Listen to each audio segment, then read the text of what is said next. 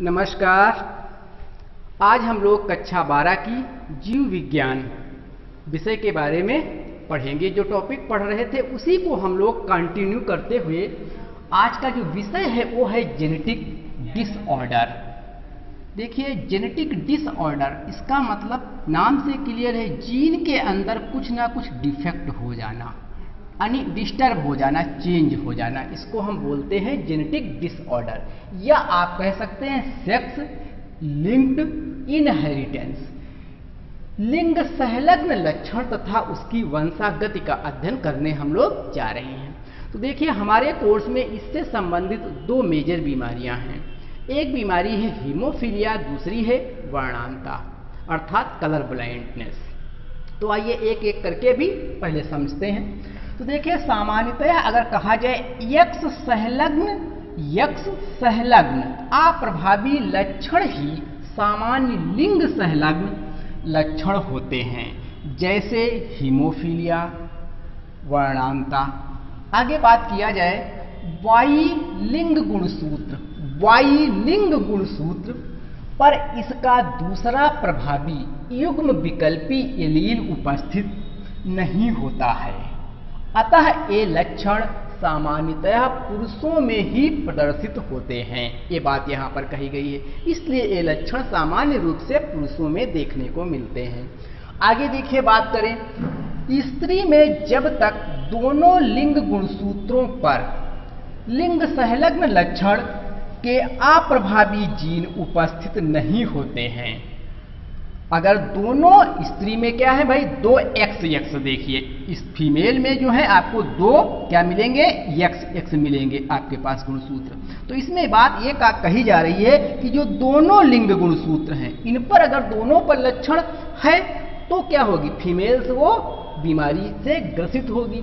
अगर एक पर है तो वो क्या होती, वाहक होती है। ये बात इसीलिए यहाँ पर कही गई है, एक यक्ष गुणसूत्र पर यह जीन होने पर स्त्री केवल वाहक होगी, जबकि पुरुष में क्या है, अगर बात करें मेल में, तो मेल में देखिए एक ही यक्ष गुणसूत्र होता है। तो अगर एक पर ही बीमारी अगर डिफेक्ट आया तो क्या होगा, पुरुष जो है इस बीमारी से या इस रोग से ग्रसित हो जाएगा। तो मेल और फीमेल में ये मेजर डिफरेंस है, इसलिए मेल कभी भी वाहक नहीं होते हैं। या तो मेल सामान्य होगा या तो मेल क्या होगा, बीमार होगा अर्थात डिजीज पर्सन होगा, जबकि फीमेल क्या होगी, सामान्य भी हो सकती है, वाहक भी हो सकती है और डिजीज या अर्थात रोग से पीड़ित भी हो सकती है। इस प्रकार से ये दोनों अलग अलग चीजें देखिए मेल और फीमेल में आपने देखा। उसका कारण क्या है, यहां पर एक एक्स गुणसूत्र का पाया जाना, किसमें, मेल के अंदर।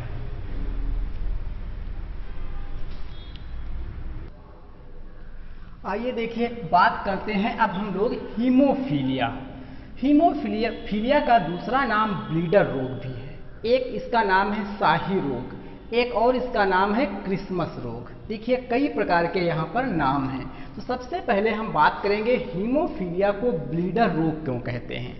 देखिए, ब्लीडर नाम से क्लियर है, जब रक्त की लगातार ब्लीडिंग होना, ब्लीडर यहाँ से शब्द बनकर आया है।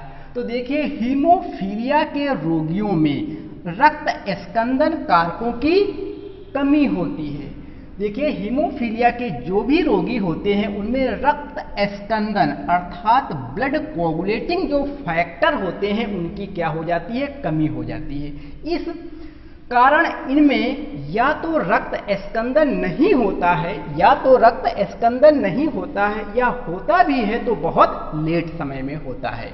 यह देखिए सामान्य बात थी, इसीलिए हम क्या कहते हैं, इसको ब्लीडर रोग कहते हैं। तो आप समझ गए कि ब्लीडर रोग कहने का कारण क्या है कि जिस व्यक्ति में किसी भी प्रकार की अगर चोट लग गई और उसमें जो है रिसेसिव हीमोफीलिया का जीन है तो उसमें लगातार ब्लड की क्लॉटिंग होती रहती है। कई बार ब्लड जो है क्लॉट ही नहीं हो पाता, ब्लीडिंग होती ही रहती है, या कई बार होती है तो बहुत लेट से होती है और वो पेशेंट का मरीज का काफ़ी ज़्यादा रक्त बह चुका होता है।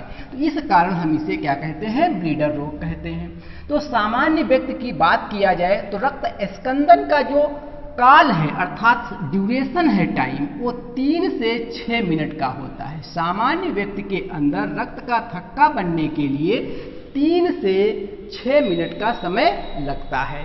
लेकिन जो व्यक्ति हीमोफीलिया से ग्रसित है उसमें बहुत ज़्यादा समय लगता है या जम ही नहीं पाता है रक्त। आगे बात करें, देखिए हीमोफीलिया 2 प्रकार की यहाँ मैं बात करूँगा। एक हीमोफीलिया ए है, दूसरा हीमोफीलिया बी है।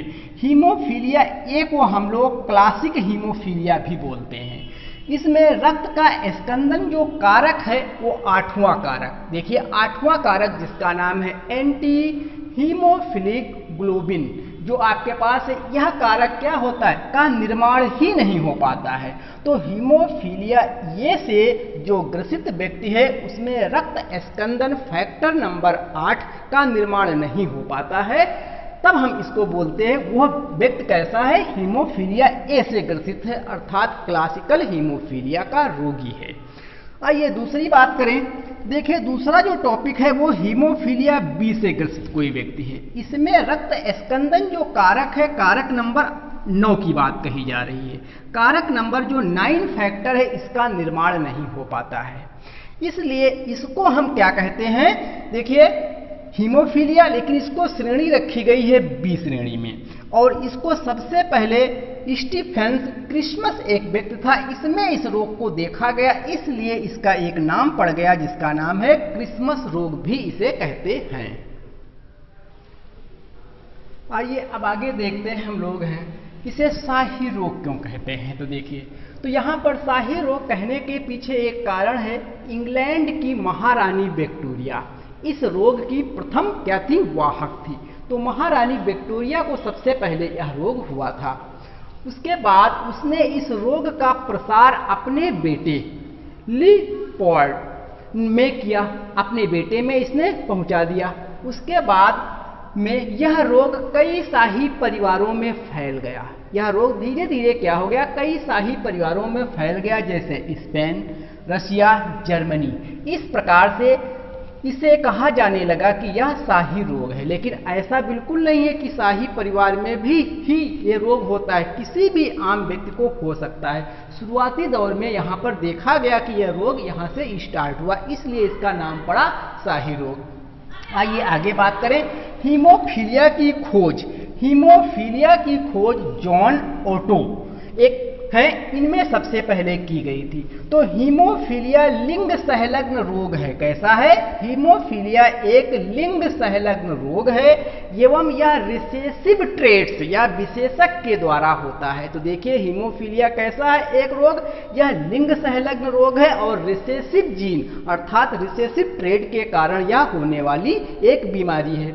आगे बात करें, देखिए यह क्या है, हीमोफीलिया यक्ष संलग्न रोग है जो अप्रभावी जीन के कारण होता है, अर्थात रिसेसिव जीन के कारण होता है, उसी बात को कहा गया है।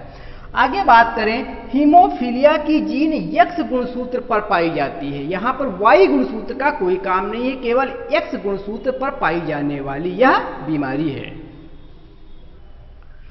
अब देखिए बात करेंगे हम कि हीमोफीलिया में 1 2 3 4 5, देखिए ये जो जीन है हम दिखा रहे हैं। तो अगर एक्स है, इस पर कोई हीमोफीलिया का जीन नहीं है तो हम इसे सामान्य मादा बोलते हैं। हीमोफीलिया जीन को मैंने एच, स्मॉल एच से लेटर से रिप्रेजेंट किया है, अर्थात प्रदर्शित किया है।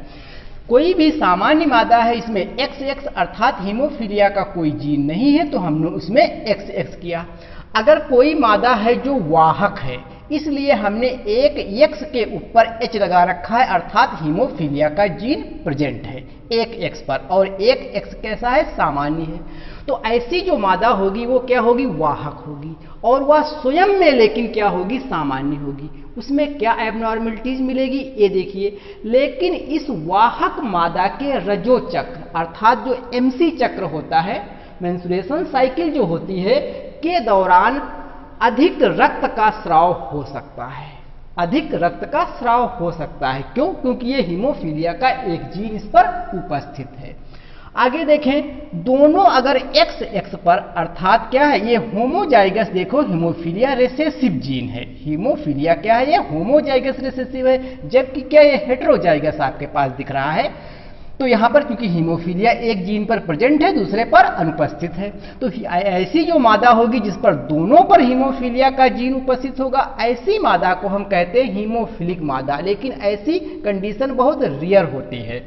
ऐसे ही पुरुष में बात किया जाए, एक्स और वाई सामान्य है तो सामान्य नर कहलाएगा। लेकिन अगर एक एक्स पर हीमोफीलिया का जीन उपस्थित हो गया तो हम ऐसे नर को हीमोफिलिक नर बोलते हैं। तो ये 5 टाइप के जीन के जो है या एलील की कंडीशन बनती है। अब हम इन्हीं के आधार पर पहला केस ले लेते हैं। देखिए पहला केस हम क्या ले रहे हैं, मादा तो सामान्य है, अगर किसी सामान्य मादा का विवाह हीमोफिलिक नर से करा दिया जाता है तो उनमें किस प्रकार के बच्चे उत्पन्न होंगे, इसके बारे में देखते हैं। तो देखिए सामान्य चूंकि मादा है तो दोनों एक्स जो हैं ये गुणसूत्र सामान्य है, लेकिन जो नर है वो कैसा है, हीमोफिलिक है। तो हीमोफिलिक के लिए देखिए नर में क्या सिंबल यूज किया गया है, एक एक्स पर एच जीन प्रेजेंट है। देखिए एक्स जीन प्रेजेंट करा दिया। अब हम क्या करेंगे, जैसे पहले मेंडल लॉ में आप लोग क्या करते थे, एक स्क्वायर बनाते थे, सेम उसी प्रकार से स्क्वायर बनाएंगे। ऊपर की तरफ नर के हम गैमेट लिखते थे, नीचे साइड में क्या लिखते थे, मादा के लिखते थे। तो देखिए नर का जो जीन है वो हमने लिख लिया और ऐसे ही मादा का लिख लिया। अब हम इसका क्रॉस करा लेते हैं। तो देखिए क्रॉस कराएंगे तो ये आपके पास हीमोफिलिक जीन है उपस्थित होगा, एक एक्स आपके पास आ गया।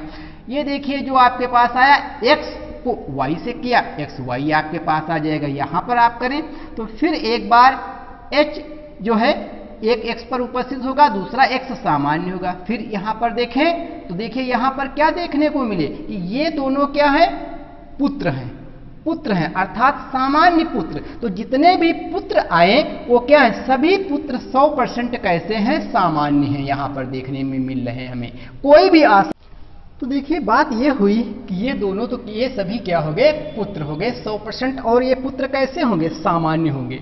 जबकि देखिए पुत्रियां में अगर देखा जाए तो एक जीन पर क्या हीमोफीलिया का लक्षण उपस्थित है, इसीलिए सबकी सब जो पुत्रियां होंगी ये वैसे तो सामान्य दिखेंगी लेकिन ये वाहक होंगी। तो ये पहले केस में आपने देखा, जब हम सामान्य मादा से एक हीमोफिलिक नर का क्रॉस कराते हैं तो इनमें उत्पन्न होने वाली सभी संतानें जो होंगी, तो पुत्र जितने भी हैं 100% क्या है, सामान्य है। जबकि जो पुत्रियां होंगी ये सभी क्या होंगी, वाहक होंगी। देखिए अगला केस जो मैंने लिया है उसमें लिया है मादा कैसी है, वाहक है।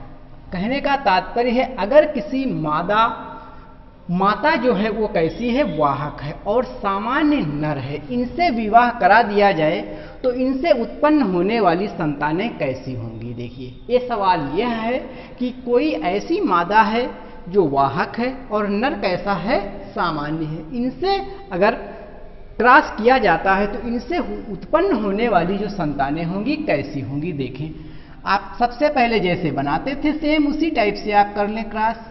नर के आपके पास आ गए एक्स वाई, यहां पर हम क्या कर देंगे, एक्स ऊपर एक हीमोफीलिया का जीन हो जाएगा क्योंकि ये कैसी मादा है, वाहक है, और एक एक्स कैसा हो जाएगा, जीन सामान्य हो जाएगा। अब देखिए क्रॉस कराते हैं तो एक्स पर एच आ जाएगा जीन और ये एक्स, और दूसरा क्या हुआ एच एक्स वाई आपके पास, इसको इससे क्रॉस कराएं एक्स एक्स और एक्स वाई। तो आप देखिए रिजल्ट यहां पर आपको देखने को मिल रहा है कि 4 हैं तो इसमें 50% 100% क्या हो गए, ये पुत्र हैं और ये 100% क्या है, पुत्रियां हैं आप कह सकते हैं। तो देखिए जो 50% पुत्र आए वो कैसे आए, हीमोफिलिक होंगे अर्थात रोग से ग्रसित होंगे, जबकि 50% पुत्र कैसे हैं, सामान्य हैं। तो पुत्र जो आपके पास यहाँ प्राप्त हुए 100%, इनमें हमें देखने को मिल रहा है 50-50 आ रहा है, अर्थात 50% पुत्र हीमोफिलिक, 50% क्या है, सामान्य है। जबकि अगर पुत्रियों की बात किया जाए 50% पुत्रियां कैसी हैं, वाहक हैं, क्योंकि एक ही जीन पर हीमोफीलिया का लक्षण उपस्थित है, और जबकि 50% पुत्रियां क्या हैं, सामान्य हैं।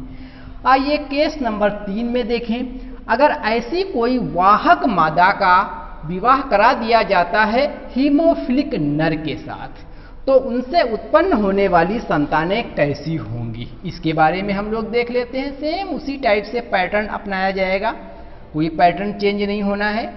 तो सबसे पहले क्रॉस करने के लिए ऊपर मेल को हम लिख लेते हैं सिगमेंट, अर्थात एक एक्स पर क्या है, हीमोफिलिक जीन उपस्थित है। दूसरा वाई गुणसूत्र, यहाँ पर फीमेल कैसी है, वाहक है, तो एक एक्स पर हीमोफीलिया का जीन उपस्थित होगा, दूसरा एक्स सामान्य हो जाएगा। अब इसको क्रॉस करें तो देखिए एच यहाँ पर इस एक्स पर आ गया, एक एच इस पर भी, अर्थात दोनों जीन पर क्या है, हीमोफीलिया का लक्षण उपस्थित है। और देखिए मेल में जो आपके पास आएगा, एक एक्स पर एच और वाई आपके पास आ गया। अगला देखें तो आपके पास जो फीमेल है ये कैसी आ रही है, देखिए आपको वाहक यहाँ पर लग रही होगी, और ये मेल कैसा हो जाएगा, सामान्य। तो देखिए जो रिजल्ट आया, ये फीमेल कैसी है, रोग से ग्रसित है, जबकि ये मेल कैसा है, रोग से ग्रसित है, जबकि ये फीमेल कैसी है, रोग की वाहक है, जबकि ये मेल कैसा है, सामान्य है।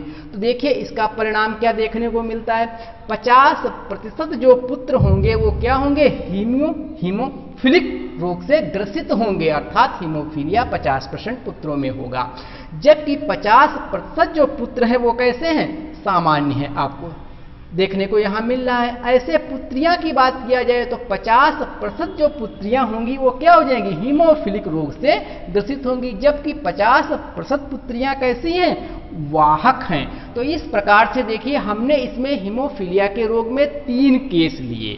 तीनों केसों के मदद से आपके पेपर में किसी भी टाइप का प्रश्न पूछा जाए आप उसका हल निकाल सकते हैं।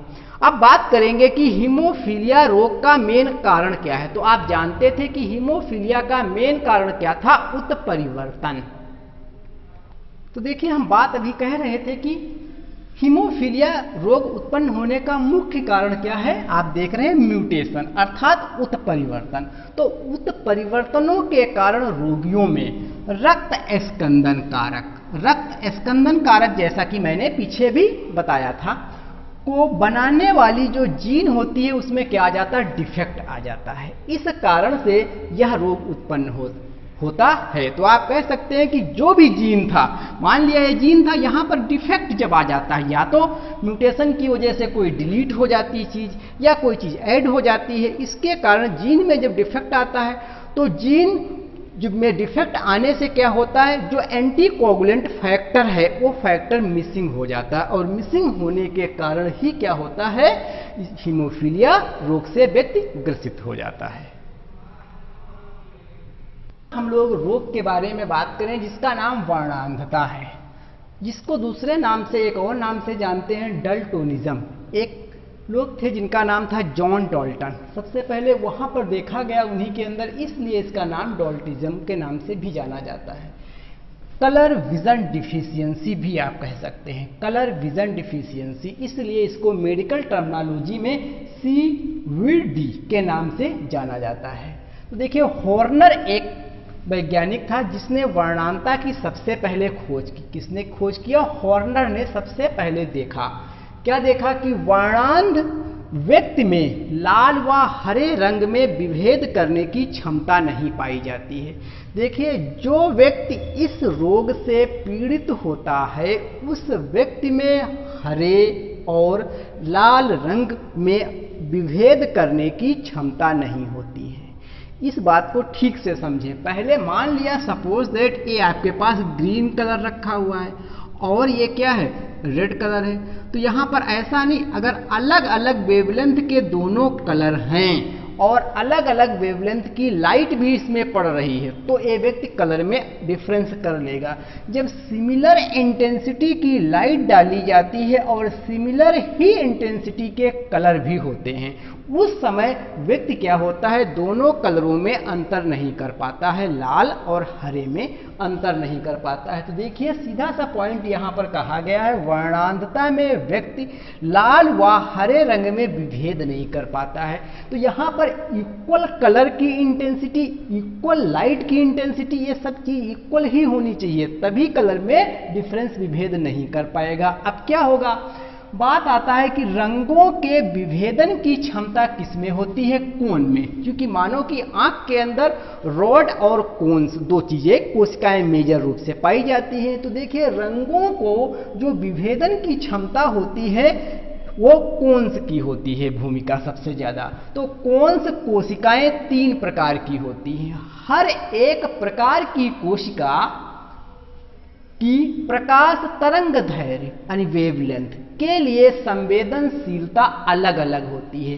तो हम कहना ये चाह रहे हैं कि जो कोन्स की कोशिकाएं अर्थात कोन सेल हैं रेटिना में, आंख में, वो 3 प्रकार की होती हैं और तीनों अलग अलग प्रकाश के वेवलेंथ को ग्रहण करने के लिए संवेदनशील होती हैं। ये बात यहां से क्लियर हो रही है। आगे देखें, वर्णांधता का कारण मुख्य क्या है? तो कोन्स में डिफेक्ट आ जाना, फॉल्ट आ जाना, कोन्स की जो कोशिकाएं हैं उसमें किसी पिगमेंट का जो है कम हो जाना, बढ़ जाना, घट जाना, ये मेन चीज क्या है, इसमें डिफॉल्ट हो जाता है। तो आप कह सकते हैं रेटिना की कोन्स कोशिकाओं में जब कलर सेंसिटिविटी पिगमेंट अर्थात कलर का रंग देने वाला जो वर्णक है, रंगों के देखिए रंगों के जो वर्णक थे उनकी क्या कमी आ जाने के कारण वर्णांधता रोग उत्पन्न हो जाता है। तो रंगों में क्या आ जाती है, कमी, सेंसिटिविटी अर्थात पिगमेंट की कमी के कारण यह रोग उत्पन्न होता है। देखिए बात कर रहे हैं कि शंख जो कोशिका है ये 3 प्रकार के इनमें वर्णक पाए जाते हैं। देखिए हरे रंग वाला जो वर्णक होता है जिसको बोलते हैं क्लोरोलैप, और ऐसे ही दूसरा वर्णक है जिसका नाम है साइनोलैप। नाम से ही क्लियर है, साइनो अर्थात नीले रंग वाला वर्णक। ऐसे देखिए लाल रंग वाला जो वर्णक है जिसका नाम है इरिथ्रोलैप। तो देखिए यहाँ पर 3 प्रकार जो कोन की कोशिकाएं थी इसमें 3 प्रकार के पिगमेंट पाए जाते थे। पहला पिगमेंट था क्लोरोलैप, साइनोलैप और इरिथ्रोलैप्स। इस प्रकार से हरे, नीले और लाल रंग, अगर किसी भी क्लोरोलैप या इरिथ्रोलैप्स या साइनोलैप में की कमी हो जाती है किसी भी कोशिका में, तो वो कलर क्या हो जाएगा, डिफेक्ट हो जाएगा। कहने का तात्पर्य है कि हम आगे पढ़ना चाहते हैं वर्णांधता के प्रकार। तो देखिए वर्णांधता वैसे 3 प्रकार की होती है। सबसे पहली जो वर्णांधता है जिसका नाम है प्रोटोनोपिया। प्रोटोनोपिया देखिए जो प्रोटोनोपिया, ड्यूटेरोनोपिया और क्या तीसरा है ट्राइटेडोनोपिया। तो देखिए सबसे पहले बात करेंगे हम प्रोटोनोपिया की। तो इसमें लाल प्रकाश के प्रति कम संवेदनशीलता होती है, अर्थात इरिथ्रोलैप्स की जब भी कमी हो जाती है तो लाल रंग का जो प्रकाश है ग्रहण करने की क्षमता क्या हो जाती है, कम हो जाती है। ये बात यहाँ पर कही जा रही है। इसी प्रकार से आप देखें ड्यूटेरोनोपिया में क्या होता है, हरे प्रकाश के लिए कम संवेदनशीलता का होना, अर्थात क्लोरोलैप जो पिगमेंट है ये अगर क्या हो जाएगा, कोन की कोशिकाओं में कम होता है, तो इससे जो डिफेक्ट क्रिएट होता है उसको हम बोलते हैं ड्यूटेरोनोपिया, अर्थात हरे रंग का जो प्रकाश होगा उसके लिए संवेदनशीलता कम होना। किसकी संवेदनशीलता, कोन्स की, इसीलिए इसका नाम पड़ा ड्यूटेरोनोपिया। आइए तीसरी बात करें ट्राइटेडोनोपिया। तो इसमें क्या होता है, नीले रंग का जो प्रकाश के लिए आंख की हमारे संवेदनशीलता क्या कम हो जाती है। तो इस प्रकार से साइनोलैप की जब पिगमेंट की कमी हो जाएगी किसी मान लिया कोन कोशिका में, तो क्या हो जाएगा, ट्राइटेडोनोपिया हो जाएगा। ये बहुत सामान्य चीज है। आगे देखें लगभग 250 मिलियन व्यक्तियों में से जो है अब तक ग्रसित रोग जो है पाए गए हैं। यानी कहने का मतलब है 250 मिलियन व्यक्ति इस रोग से ग्रसित हैं पूरे विश्व में देखा जाए, और भी हो सकता थोड़ा बहुत हो। लगभग आंकड़ा जो है नर में मादा की अपेक्षा वर्णांधता अधिक पाई जाती है। नर में जो है मादा की अपेक्षा वर्णांधता अधिक पाई जाती है। क्यों अधिक पाई जाती है इसकी बात करेंगे, क्योंकि आप जानते हैं कि नर में गुणसूत्र क्या है, XY होगा, जबकि मादा में क्या है, XX है गुणसूत्र। तो देखिए यहां सीधी सी बात है, यहां लिखा गया नर में मादा की अपेक्षा ज्यादा पाई जाती है। तो यहां पर अगर एक X एक्स गुणसूत्र पर किसका कलर ब्लाइंडनेस का जीन हुआ तो क्या वाहक होगा, लेकिन यहां पर एक ही एक्स है, इस पर अगर जीन हुआ तो क्या हुआ, या तो बीमार हो जाता है व्यक्ति। इसलिए इसमें पुरुषों में हमेशा ज्यादा देखने को ये रोग मिलेगा। अब देखिए हम क्या बात कर रहे हैं, एक्स संलग्न अप्रभावी जीन के कारण यह रोग उत्पन्न होता है। तो इसका मतलब क्या हुआ, एक्स लिंक्ड रिसेसिव ए ट्रेट है एक प्रकार की, अर्थात कहना हम क्या चाहते हैं, वर्णांधता की जीन एक्स गुणसूत्र पर पाई जाती है। वर्णांधता की जो जीन है कहां पर पाई जाती है, एक्स गुणसूत्र पर पाई जाती है। तो यहां पर सेम कंडीशन जैसे पिछले हीमोफीलिया में हमने बनाया था सेम बना लेंगे। देखिए सामान्य जो मादा है उसमें एक्स गुणसूत्र, कोई भी जो है कलर ब्लाइंड जीन नहीं उपस्थित है, और जो वाहक मादा होगी ये इस पर एक जीन पर क्या कलर ब्लाइंड जीन उपस्थित है। हमने इसको स्मॉल सी से दिखा दिया है, और ये स्वयं में लेकिन सामान्य होती है। वर्णांध अगर कोई मादा है तो दोनों एक्स गुणसूत्रों पर कलर ब्लाइंड जीन उपस्थित होगा। अगर सामान्य नर है तो देखिए एक नर में एक ही एक्स गुणसूत्र होता है, और चूंकि ये रोग किस पर होने वाला है, एक्स गुणसूत्र पर पाया जाने वाला है, तो इस पर भी नहीं है, इस पर तो हो ही नहीं सकता है। अगर वर्णांध कोई नर है तो इसमें एक एक्स गुणसूत्र क्या होगा, कलर ब्लाइंड जीन उपस्थित होगा। एक कंडीशन बनकर आ गई, 1 2 3 4, देखिए 5 कंडीशन ये बनकर के आपके सामने आ गई। अब हम पहला केस ले लेते हैं। मान लिया हमने सामान्य कोई मादा है और वर्णांध नर है, इन दोनों का आपस में क्या जो है संयोग करा दिया जाता है। तो सबसे पहले इसका जीनोटाइप हम बना लें, यक्स किसका सामान्य मादा का हुआ, वर्णांध जो नर है उसमें क्या होगा, एक्स पर एक गुणसूत्र है किसका, जो एक्स गुणसूत्र है किसमें, ये हीमोफीलिया जीन उपस्थित है, और वाई ले लिया। अब हम क्या करेंगे, जैसे मेंडेलियन क्रॉस करते हैं सेम उसी तरीके से ये क्रॉस करते हुए चलेंगे। इधर मेल की तरफ, साइड में क्या करेंगे, हम फीमेल को लिख लेंगे। अर्थात क्या किया हमने, यक्स और सी ले लिया यहां पर, देखिए, और ये वाई गुणसूत्र आ गया।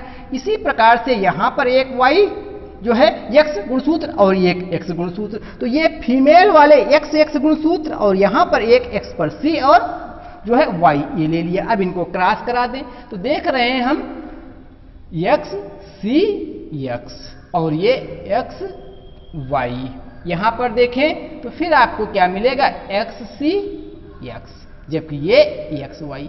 तो देखिए ये दो कैसे हैं, ये आप जानते हैं क्या, ये मेल हैं, ये क्या हैं, ये मेल हैं। इस और देखिए कहीं पर भी कलर ब्लाइंड जो है जीन नहीं है, इसलिए सभी जो पुत्र होंगे वो क्या होंगे, सामान्य होंगे। देखिए पुत्र जितने आए सबके सब पुत्र सामान्य हैं, जबकि पुत्रियां देखिए कैसी हैं, एक एक्स गुणसूत्र कैसा है, हीमो जो है क्या है, कलर ब्लाइंड है, इसकी वजह से कैसी हो जाएंगी, वाहक हो जाएंगी। तो सबकी सब पुत्रियां कैसी हो जाएंगी, वाहक हो जाएंगी। तो पहला केस हम लोगों ने इसमें ये देखा।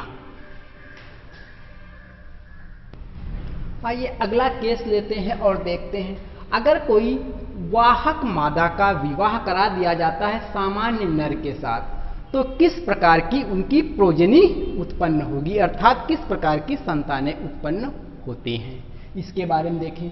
तो देखिए मादा कैसी, वाहक है, इसलिए एक्स पर एक एक्स पर कलर ब्लाइंड का जीन उपस्थित है, जबकि नर कैसा है, सामान्य है, यहां पर कहीं पर भी कलर ब्लाइंड नहीं है।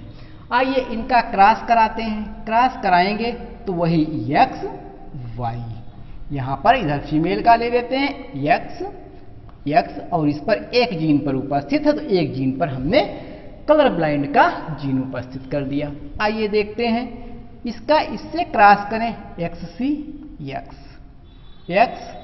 सी वाई, इससे किया, इसका इससे करें एक्स और ये वाई, ये रिजल्ट देखिए क्या आया। तो यहां पर आप देख रहे हैं कि जो पुत्रियां हैं वो कैसी हैं, 50%। भाई पुत्रियों का जो अनुपात है वो कितना है, 2 ही तो हैं भाई, कुल जो रिजल्ट है 100% आपके पास है। अगर ऐसे कहेंगे तो 50% पुत्रों में और 50% पुत्रियों में डिवाइड करेंगे। अगर पुत्रों का रिजल्ट अलग देख रहे हैं, पुत्रियों का अलग, पुत्रों का देखिए पूरे जो प्रोजेनी बनकर हमारे पास आई, यहां पर कितने हैं, 4 हैं देखिए आपके पास। तो 25%, 25, 25, 25 इस प्रकार से आप कर सकते हैं। या पूरा जो है पुत्रों का और पुत्रियों का रिजल्ट निकाल रहे हैं तो पुत्रियां कितनी हो जाएंगी, जो भी हैं 2, 100%। पुत्र कैसे हैं, ये भी 100% हो जाएंगे। तो हम क्या निकाल रहे हैं, देखिए वाहक पुत्री कैसी है, देखिए यहां पर 1 दिख रही है, ये 50% रिजल्ट पुत्रियों में आ गया। और 50% पुत्रियां कैसी हैं, सामान्य हैं। जबकि पुत्रों की बात किया जाए तो 50% जो पुत्र होंगे वो कैसे होंगे, वर्णांध रोग से ग्रसित होंगे, जबकि 50% पुत्र कैसे हैं, सामान्य हैं। ये रिजल्ट यहां पर देखने को मिला। ऐसे ही हम केस 3 की स्टडी करते हैं। तीसरे केस में हमने कहा है कि मादा तो है, जो वाहक है, मादा यहां पर भी हमने वाहक ले रखा है। यानी प्रश्न आप पहले सुने, ऐसी कोई जो है स्त्री जो वाहक है किसकी, वर्णांध रोग से, और पिता कैसे है, वर्णांध रोग से ग्रसित है, तो उनसे उत्पन्न होने वाली संतानें कैसी होंगी। तो देखिए यहां पर ये वर्णांध रोग की वाहक है, ये वर्णांध रोग से ग्रसित है नर। तो इसको आप पहले जीन लिख लें। यहां पर X पर C जीन आपके पास आ गया। ऐसे ही यहां पर X सेम जैसे करते क्रॉस आए हैं मेल और इस साइड में फीमेल। तो देखिए X पर C और X, ये आपके पास इससे क्रॉस करें, XY रिजल्ट आ गया। यहां पर इससे क्रॉस करेंगे तो आप देखिए C जीन है, ये आपके पास सामान्य। और यहां पर देखिए XY। यहां पर देखिए फादर में क्या था, फादर कैसा था, वर्णांध रोग से ग्रसित था। जबकि कोई भी लड़का, कोई भी आप देखिए लड़का यहां पर अगर देख रहे हैं वो क्या है, यहां पर वाहक आपने लिया है। अगर वाहक हमने लिया है तो ये देखिए वाहक पर यहां पर लगा दीजिए वाहक। अब यहां पर आपने क्रॉस किया तो ये वाहक का आपके पास जीन आ गया, और ये कैसा जीन आ गया, ये देखिए यहां पर वर्णांध। तो इस प्रकार से आप अगर इसमें देखते हैं, एक ही क्रॉस के अंदर कई कंडीशन आप लेकर क्रिएट कर सकते हैं। तो एक मैंने कंडीशन लिया जो था वाहक मादा, जिसका जीनोटाइप ए लिया गया, वर्णांध था, कौन सा, पिता था। इनसे उत्पन्न होने वाली जो संतानें आई उसमें पुत्रों में देखें तो एक पुत्र अर्थात 50% जो पुत्र आए वर्णांध रोग से ग्रसित आए, जबकि 50% पुत्र कैसे आए, सामान्य आए। यहां पर जरा देखें, यहां पर भी सामान्य नर था, सामान्य था नर, जबकि यहां पर नर क्या था, वर्णांध था। तब भी आपके पास 50% पुत्र क्या आए थे, इस रोग से ग्रसित थे, जबकि 50% सामान्य थे। यहां पर पिता क्या है, वर्णांध है, फिर भी पुत्र आपके पास कितने हैं, 50% ही रोग से ग्रसित हैं। यहां पर मादा वाहक थी, यहां पर मादा भी वाहक आपके पास है, लेकिन पिता से एक X चूंकि गुणसूत्र आएगा आपके पास, इसकी वजह से क्या हो गया, देखिए पुत्रियां 50% पुत्रियां क्या हो जाएंगी, इस रोग से ग्रसित हो जाएंगी अर्थात पीड़ित हैं, जबकि 50% पुत्रियां क्या हैं, इस रोग की वाहक बनकर के आई। तो 50% पुत्रियां इस रोग की वाहक हैं और 50% पुत्रियां इस रोग से ग्रसित हैं। 50% पुत्र इस रोग से क्या हैं, ग्रसित हैं, जबकि 50% पुत्र क्या हैं, सामान्य हैं। तो इस प्रकार से देखिए, चाहे कलर ब्लाइंडनेस हो या वर्णांधता या हीमोफीलिया, ये तीन केसों का हम लोगों ने जो अध्ययन किया, इसके माध्यम से आपके पेपर में कोई भी प्रश्न आए आप इसका उत्तर आसानी से निकाल सकते हैं। आशा और विश्वास है कि यह वीडियो आपको काफ़ी अच्छा लगेगा। इसी के साथ धन्यवाद।